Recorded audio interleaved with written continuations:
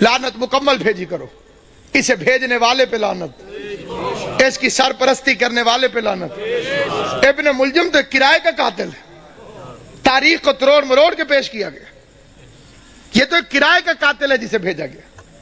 کتامہ تو ایک کرائے کی قاتلہ ہے جو پہلے سے وہاں پر فرعون شام کے منصوبے سے موجود تھی۔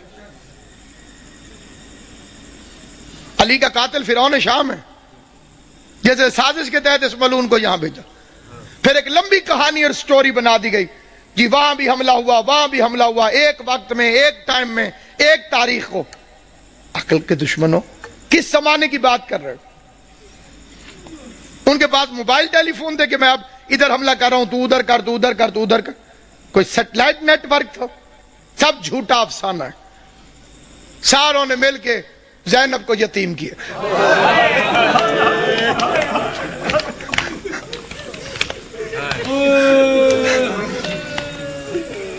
شریف امام۔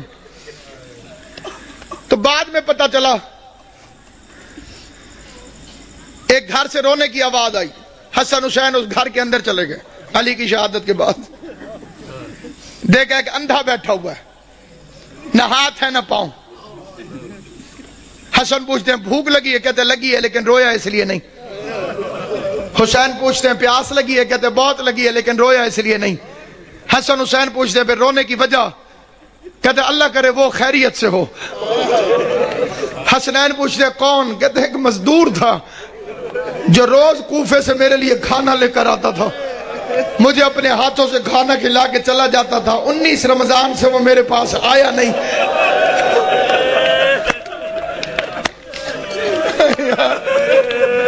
ہائے یا علی، ہائے یا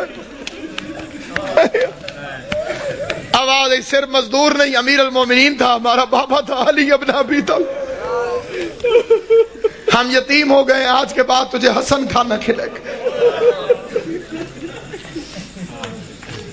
رات کے وقت راشن اٹھا اٹھا کے لوگوں کے گھروں میں پہنچانے والا امیر، بادشاہ دین و دنیا امیر۔ پھر بیٹیاں بلا لیں، کوفے کے شہر میں اپنی زندگی میں بیٹیاں آ گئی، آج تک وہ گھر موجود ہے۔ دعا کیا کرو۔ میں ایک سفارش کرتا ہوں ہر مومن سے، دعا میں بڑی طاقت ہے۔ دنیا کے اندر اللہ نے دعا کو مومن کا اسلحہ قرار دیا، اور یہ اتنا کاریگر کارآمد اسلحہ ہے کہ اس کے سامنے کسی اسلحے کی ضرورت ہی نہیں۔ دنیا میرے پیچھے تھی اور میرے ساتھ تھی صرف مومنین کی دعائیں، اور میں بی بی کا شکر گزار ہوں۔ میں آپ کا شکریہ ادا کرنے لگوں، ہر بندے کا شکریہ میں ادا کر ہی نہیں سکتا۔ ہر گھر میں میرے لیے ایسے دعا ہوئی جیسے میں اسی گھر کا فرد ہوں، اور یہ محبت جناب سیدہ کونین ہے، اس کا بی بی آپ کو اجر عطا کرے۔ جب بھی دعا مانگے، ایک دعا کبھی مر کے بھی نہ بھولنا کہ خدایا مجھے کربلا دکھا،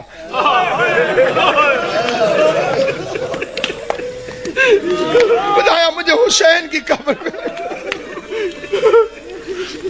میں آپ کے لیے کہتا ہوں، آپ میرے لیے آمین کہہ دے۔ خدایا قبر حسین کی زیارت، خدایا غریب زہرا کی قبر میں۔ جو کربلا گئے ہو وہ کوفہ بھی گئے ہوگے، جو کوفہ گئے ہو تم نے وہ گھر دیکھا ہوگا جو علی علیہ السلام کا گھر تھا، حسن حسین کا کمرہ، ابی الفضل عباس کا کمرہ، زینب و کلثوم کے قرآن پڑھنے کا کمرہ۔ چھوٹا سا گھر ہے، چھوٹا سا گھر، وہ آج تک موجود ہے وہاں پر۔ علی کی سیرت، علی کا کردار، علی کا طرز زندگی، دارین قربان یا علی۔ عثمان ابن حنیف میرے مولا کا صحابی ہے، وہ کہتا ہے میں نے 3 دن مزدوری کی، مزدوری کرنے کے بعد میں نے تھوڑا سا حلوہ بنایا، پیسے بھی تھوڑے تھے، حلوہ بھی تھوڑا سا بنا، اسے کوئی ایک آدمی چکھ سکتا تھا، بس اتنا تھا۔ کہتا میرا ارادہ ہوا میں کھاؤں، پھر میں نے ہاتھ چھوڑ دیا۔ میں نے کہا میں اپنے مولا کو پیش کرتا ہوں، علی علیہ السلام کو کھلاتا۔ وہ کہتا میں مولا کے دروازے پر گیا، میں نے دستک دی، علی مصلی سے اٹھ کے باہر آئے، میں نے کہا مولا یہ حلوہ قبول کرے۔ علی نے لے کے واپس کیا، فرما ابن حنیف اللہ تجھے اجر دے، یہ حلوہ واپس لے جا، تیرے امام نے اپنی زبان کو لذت والی غذاؤں کے ذائقے سے آشنا نہیں کیا۔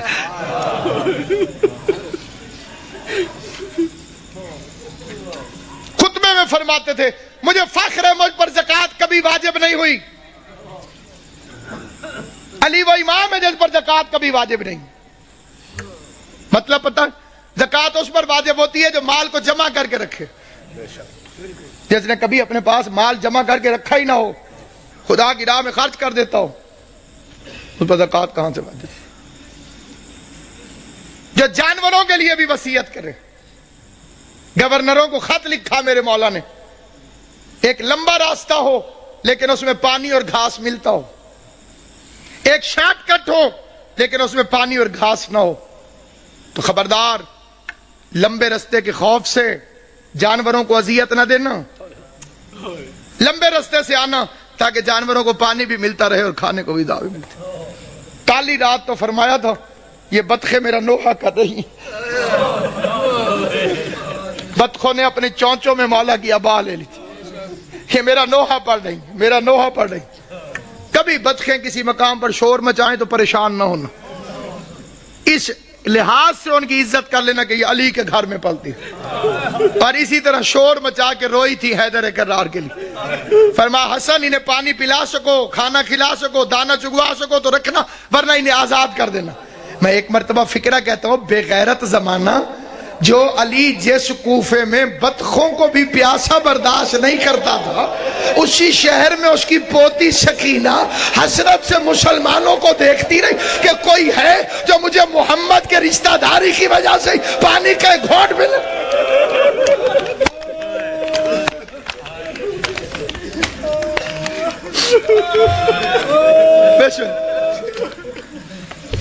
ابھی تو امیر کی بیٹی ہے علی کی بیٹی, امیر کی بیٹی تھی تو اتنے ظلم کیے, پھر اس کوفے میں آئے گی غریب کی بہن بن کر.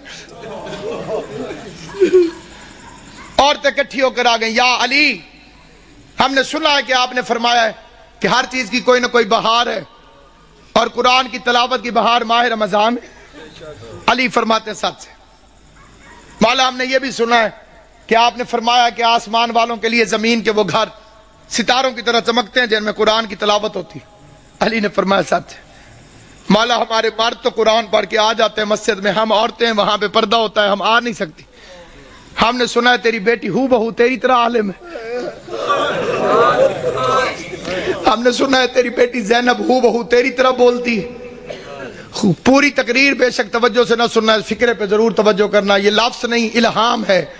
میں نے دو ہستیوں کو علی کی طرح بولتے دیکھا ہے. عرش پہ کبھی اللہ بولے تو علی کی طرح بولتا ہے, فرش پہ کبھی زینب بولے تو علی کی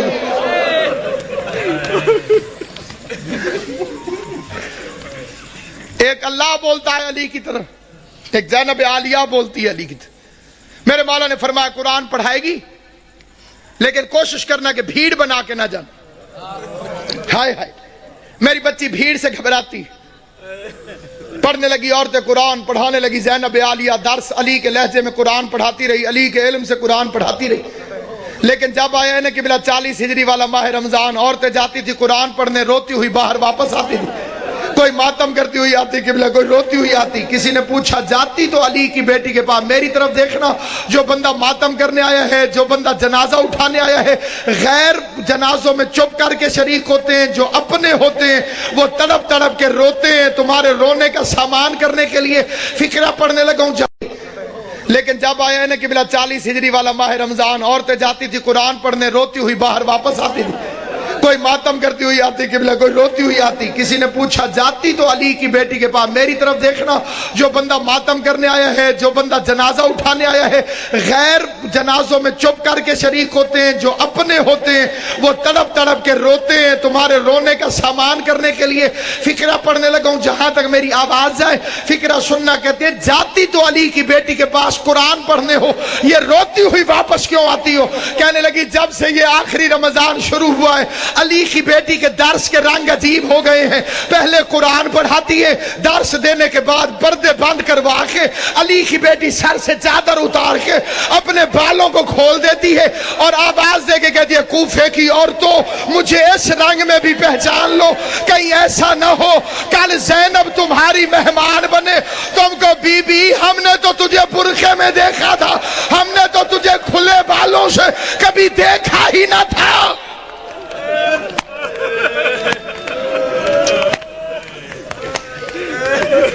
ہم نے تجھے کھلے بالوں سے کبھی دیکھا تو تجھے پہچان.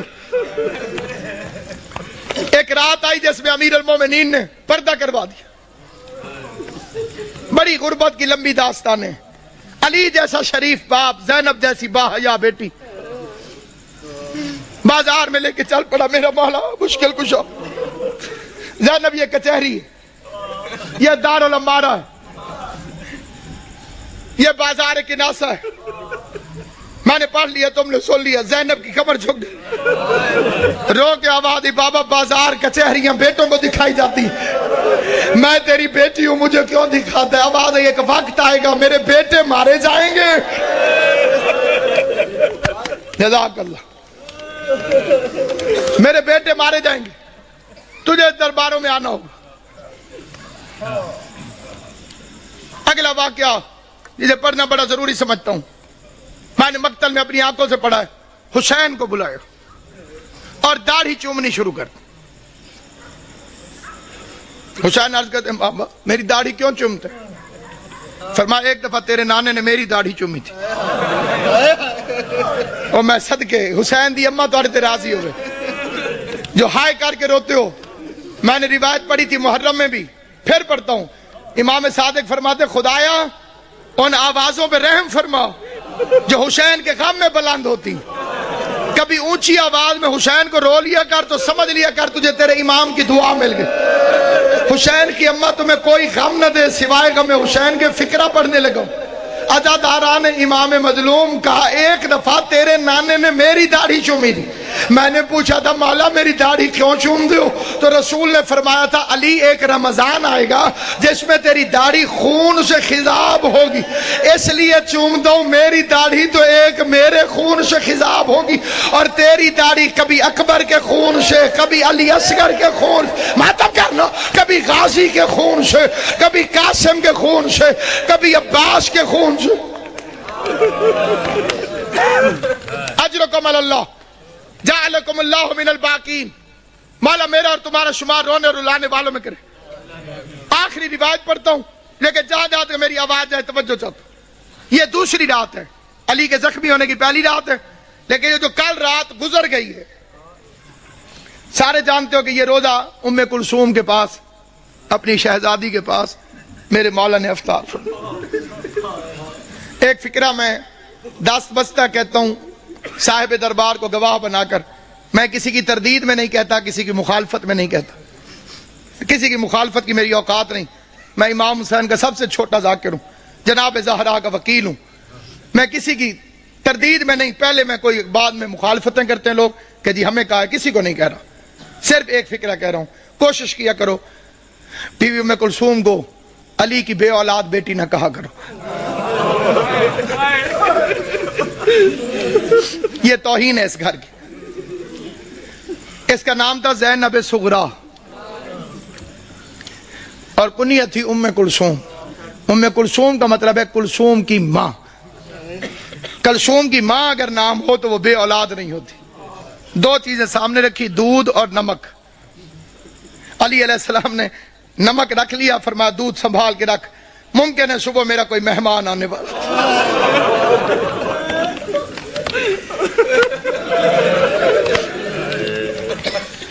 ممکن ہے صبح میرا کوئی مہمان, انہیں شربت پلانا پڑے. ہائے کر لو گے جو تمہاری اپنی مرضی ہے. میں بڑا رویا تھا جب میں نے یہ روایت پڑھی تھی. ساری اولاد کھڑی تھی علی کی. جب زخمی ہوا نا میرا مولا, ساری اولاد کھڑی تھی. ایک ایک کا چہرہ دیکھتے دیکھتے علی کی نظر عباس پہ رکی. عباس میرے قاتل کو شربت پلاؤ.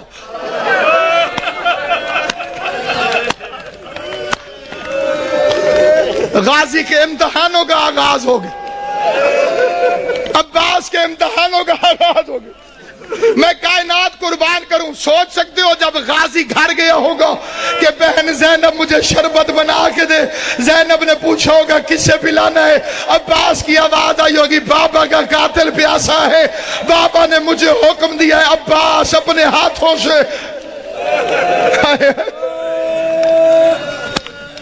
ہائے کریم، ہائے کریم۔ کل کی رات کی ایک روایت پڑھتا ہوں، جو کل کی رات گزری ہے جب امن تھا علی کی بیٹیوں کے گھر۔ آج کا دن تو بڑا بے چینی سے گزرا ہے، تم نے افطار کیا ہے، سحری کا انتظار کر رہے ہو۔ علی کی بیٹیاں بس نمک چکھ لیتی تھی روزہ ہو جائے، نہ روزہ چھوڑ سکتی تھی نہ بابا کا غم چھوڑ سکتی۔ فکرہ پڑھتا ہوں میں، فکرہ لے کے فکرے پر کوشش کرنا کہ تمہارے آنسو آ جائیں، آنسو نہ آئے تو ہائے ضرور کرنا۔ بھائی عمران شاہ جی میں نے مقتل میں پڑھا ہے، سارا دن برقعے کے اندر پردے کے پیچھے اپنے گھر میں باپ کو چھپ چھپ کے دیکھتی رہی۔ کوئی تو سمجھے گا میرا فکرہ۔ سارا دن بی بی زینب برقعے کے اندر پردے کے پیچھے، گھر کے اندر برقعے کے اندر پردے کے پیچھے، برقعے کے اندر پردے کے پیچھے۔ کبھی کبھی عباس سے پوچھ لیتی تھی بچ تو جائے گا میرا بابا، بچ تو جائے گا۔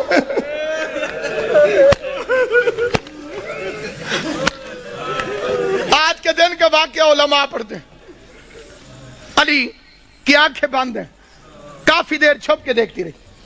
عباس سے پوچھتی ہے آ جاؤں میں؟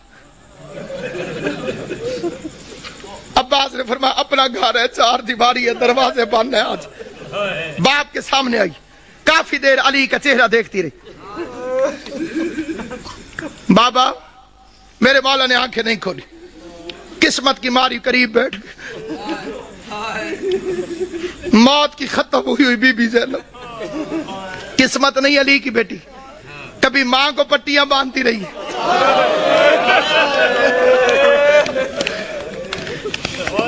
باپ کا زخمی سر میری شہزادی نے اپنی جھولی میں رکھو، چہرے کو دیکھ کے ایک فکرہ کا ہے۔